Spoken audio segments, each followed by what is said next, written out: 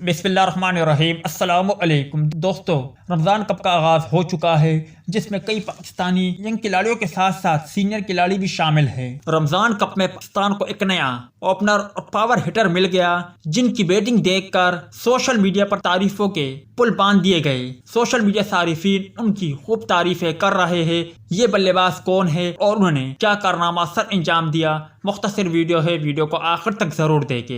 इस वीडियो को लाइक करें और इस वीडियो के मुतालिक कमेंट सेक्शन में अपनी राय का इज़हार जरूर करें। दोस्तों, रमज़ान कप का आगाज हो चुका है। गुज़िश्ता कल मोहम्मद आमिर की टीम ने मुकाबला किया। मोहम्मद आमिर की टीम में शामिल जिनकी बल्लेबाजी और स्ट्रोक और छक्के आपने स्क्रीन पर देख लिए हैं और आगे भी आप देख पाओगे। हसन नवाज जो कि बहुत ही उम्दा और शानदार बल्लेबाजी का मुजाहरा कर रहे हैं। हसन नवाज की बात करें तो उनकी टाइमिंग बहुत ही लाजवाब है। हसन नवाज ने गुज़िश्ता कल तकरीबन 90+ रन बनाए। इस दौरान हसन नवाज ने तेज तरीन 50 तकरीबन 20 गेंदों पर मुकम्मल की। हसन नवाज ने शानदार अंदाज से बल्लेबाजी की।